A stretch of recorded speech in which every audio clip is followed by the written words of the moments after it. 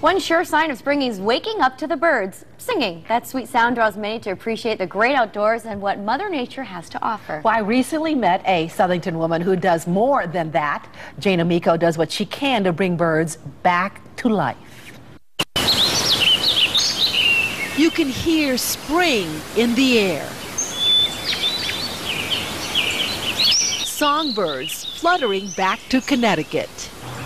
Do you think they sense that this is a safe haven for them? Well, I think that we provide the right habitat that supports them, so that makes it attractive to them, and also provide food and cover and what they require to survive. It is here at the Mount Vernon Songbird Sanctuary in Southington where the birds find Jane Amico. The birds have trained me to feed them. Birds in the wild not only trust Jane to feed them. This is the rehabilitation compound where birds are rehabilitated. Jane also has that special touch that sick and injured birds need so they can spread their wings again. Jane is one of the top rehabilitators of songbirds in North America.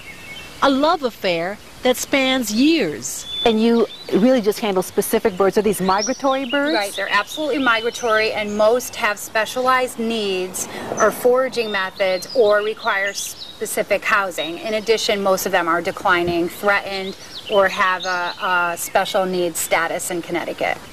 Throughout the year, several hundred of them are housed here. Right now, 6 birds are in conditioning cages, awaiting release, including this impatient woodpecker attempting a jailbreak. We are looking at a male downy woodpecker. This is the smallest woodpecker in North America, and this bird came in diseased and has fully recovered, has been banded, and is conditioning for release. Who is his roommate? That is a beautiful Cedar Waxwing who is currently missing its tail, but it is in the process of regrowing. That Cedar Waxwing struck a window, which is probably the #1 reason I accept birds for rehabilitation.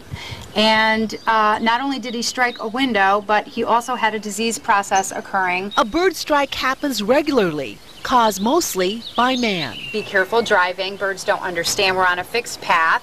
And so, you know, we're in essence driving through their living room. So imagine a car speeding through your living room. It's very dangerous. Nearby, a horned lark. This is a state-listed bird, I believe endangered as far as breeding in Connecticut. Is recovering from a broken wing.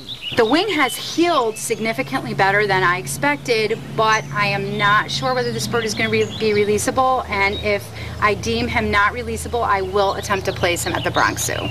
Jane has a 76% release rate. Currently, one inhabitant has a tenuous outlook. Who are we going to see in here, Jane? We are going to see an adult female rufous hummingbird who attempted to spend the winter in Connecticut, and it was not a wise choice on her part. The harsh winter proved dangerous for this little bird. How small is she? She weighs 3.3 grams. She caught a glob of ice on her bill. A couple of weeks after she arrived for rehabilitation, we began to notice the damage from the frostbite. So now this is pretty unprecedented, and we're all learning a lot about bill regeneration, how much is going to regrow, and to be completely honest, I do not know what this little bird's outcome is going to be. So she cannot be released with this kind of damage.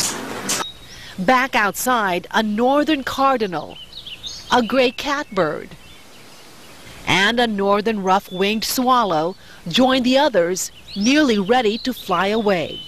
Only one test remains, and that's waterproofing. When you say waterproof, what does that mean? It really, literally, the water will beat up on them and not wet their feathers. And that can only occur if the birds are regularly preening their feathers, which they tend to not do while they're housed indoors during recovery. But then once they're back outside, feeling the sun and the wind and the rain, they start to take care of their feathers again. So if somebody finds an injured bird, what should they do?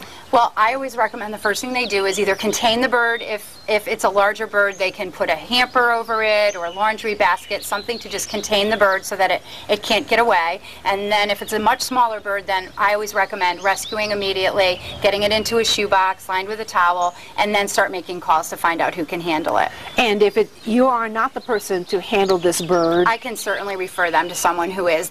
For Jane, It's places for the birds, so they know a good male when they see one. where feathered friends can find sanctuary. That's another downy woodpecker like the one that you had seen in the flight cage, and he is visiting what's called a suet feeder for some high-protein, high-fat meal. While others regain strength and soar back to life. Well, Jane tells me her love of birds started with raising an injured starling with the help of a veterinarian.